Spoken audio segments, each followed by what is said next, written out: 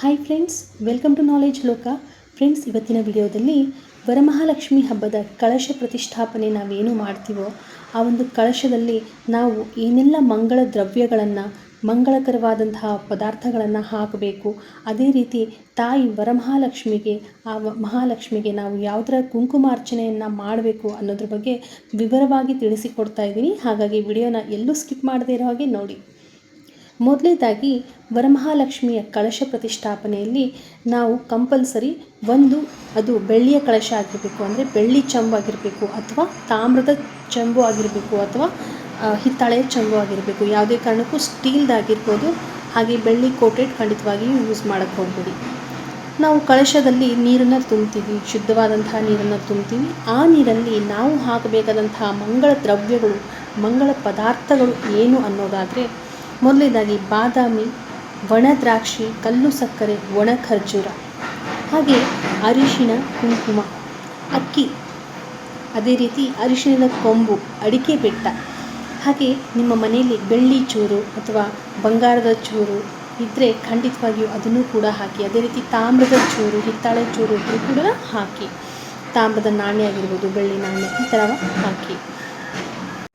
ಹಾಗೆ ಇನ್ನೊಂದು ವಿಚಾರ ಹೇಳೋದಾದರೆ, ನಿಮ್ಮ ಈಡೇರಿಕೆಗಳನ್ನು, ನಿಮ್ಮ ಬೇಡಿಕೆಗಳನ್ನು ಏನಿದೆ ಅದನ್ನು ನೀವು ಒಂದು ಮಾವಿನ ಎಲೆಯನ್ನು ತಗೊಂಡು ಅದ್ರ ಮೇಲೆ ಬರೆದುಬಿಟ್ಟು ಆ ಒಂದು ಮಾವಿನ ಎಲೆಯನ್ನು ಮಡಚಿ ಖಂಡಿತವಾಗಿಯೂ ನೀವು ಕಳಶದಲ್ಲಿ ಹಾಕಿ.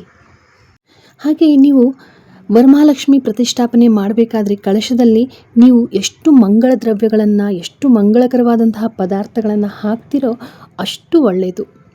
ಇನ್ನು ತಾಯಿ ವರಮಹಾಲಕ್ಷ್ಮಿಗೆ ಕುಂಕುಮಾರ್ಚನೆಯನ್ನು ಯಾವ ಥರ ಮಾಡಬೇಕು ಅನ್ನೋದ್ರ ಬಗ್ಗೆ ತಿಳಿಸ್ಕೊಡ್ತಾ ಇದ್ದೀನಿ.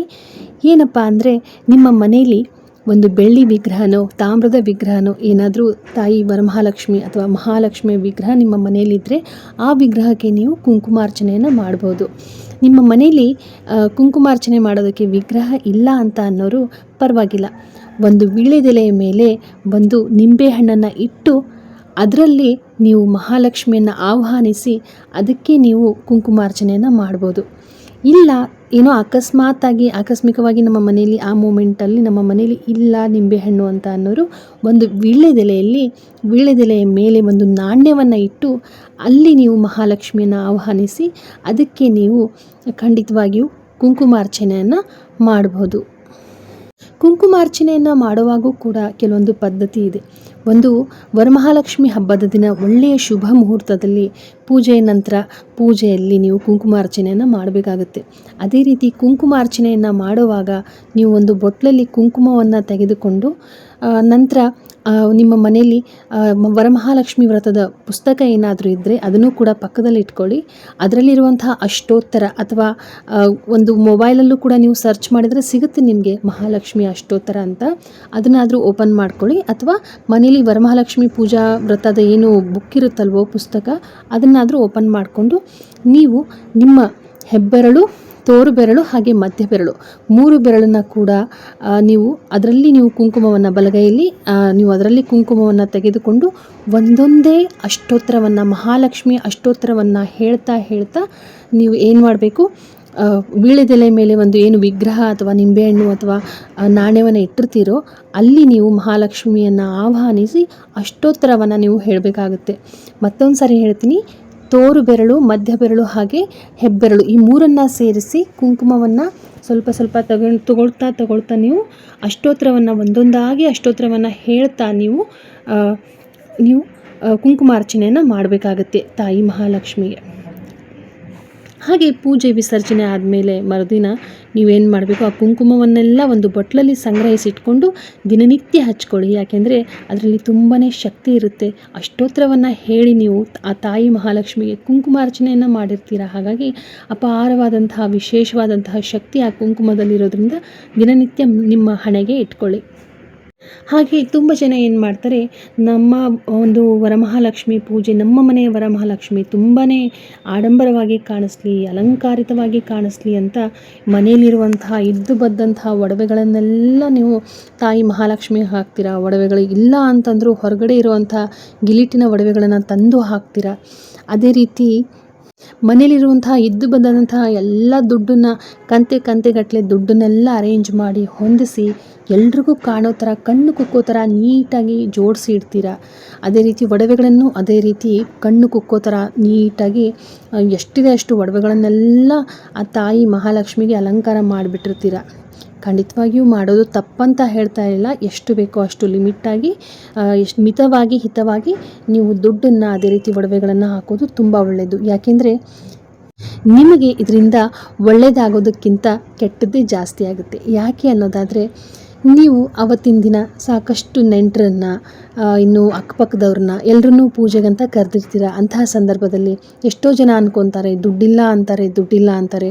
ನೋಡಿ ಎಷ್ಟೊಂದು ದುಡ್ಡಿದೆ ಇವ್ರ ಹತ್ರ, ಎಷ್ಟೊಂದು ಒಡವೆಗಳಿದೆ ಅಂತ ಕಣ್ಣು ಬೀಳುತ್ತೆ, ದೃಷ್ಟಿ ಆಗುತ್ತೆ. ಇದರಿಂದ ಮುಂದಿನ ದಿನಗಳಲ್ಲಿ ನಿಮಗೆ ಬಡತನ ಬರುವಂತಹ ಸಾಧ್ಯತೆ ಇರುತ್ತೆ. ಹಾಗಾಗಿ ಯಾವುದೇ ಕಾರಣಕ್ಕೂ ತುಂಬ ಆಡಂಬರವಾಗಿ ತುಂಬ ದುಡ್ಡನ್ನು ಇಟ್ಟು, ಕಂತೆಗಟ್ಟಲೆ ದುಡ್ಡನ್ನು ಇಟ್ಟು ತುಂಬ ಒಡವೆಗಳನ್ನೆಲ್ಲ ಅಲಂಕಾರ ಮಾಡಿ ಖಂಡಿತವಾಗಿಯೂ ಈ ಥರ ಪೂಜೆ ಮಾಡಬೇಡಿ.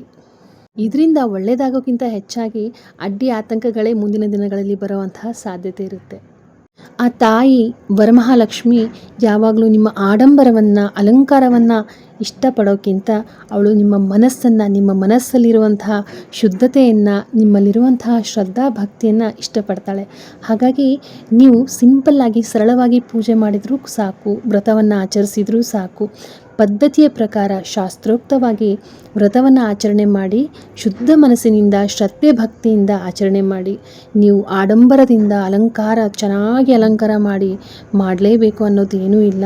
ನಿಮ್ಮ ಶಕ್ತಿಯಾನುಸಾರ ನಿಮ್ಮ ಕೈಲಾದಷ್ಟು, ಸಾಲ ಸೋಲ ಮಾಡದೆ ನಿಮ್ಮ ಕೈಲಾದಷ್ಟು, ಯಾಕೆಂದರೆ ಆ ತಾಯಿನೇ ಕೊಟ್ಟಿರೋದು ನಿಮಗೆ. ನಿಮ್ಮಲ್ಲಿರೋದು ಎಷ್ಟಿದೆ ಆ ತಾಯಿ ನಿಮ್ಗೆ ಎಷ್ಟು ಕೊಟ್ಟಿರ್ತಾಳೋ ಅದ್ರ ತಕ್ಕಂಗೆ, ಅದ್ರ ಮಟ್ಟಿಗೆ ನೀವು ನಿಮ್ಮ ಒಂದು ಶಕ್ತಿಯನ್ನು ನೋಡಿಕೊಂಡು ಪೂಜೆ ಪುನಸ್ಕಾರ ಮಾಡಿ ಅದೇ ರೀತಿ ವ್ರತವನ್ನು ಆಚರಿಸಿ. ದೇವರು ನಿಮ್ಮ ಆಡಂಬರವನ್ನು, ಅಲಂಕಾರವನ್ನು, ನೀವು ಮಾಡೋ ಅಲಂಕಾರವನ್ನು ಕೇಳಲ್ಲ ಪೂಜೆಯಲ್ಲಿ. ದೇವರಿಗೆ ಬೇಕಾಗಿರೋದು, ಅದರಲ್ಲೂ ಲಕ್ಷ್ಮಿಗೆ ಬೇಕಾಗಿರೋದು ನಿಮ್ಮ ಶುದ್ಧವಾದ ಮನಸ್ಸು, ನಿಮ್ಮ ಶುದ್ಧವಾದ ಮನೆ. ಅದೇ ರೀತಿ ನೀವು ಎಷ್ಟರ ಮಟ್ಟಿಗೆ ಶ್ರದ್ಧೆ ಭಕ್ತಿಯಿಂದ ಪೂಜೆ ಮಾಡ್ತೀರೋ ಅನ್ನೋದು ತುಂಬಾ ಮುಖ್ಯ ಆಗುತ್ತೆ.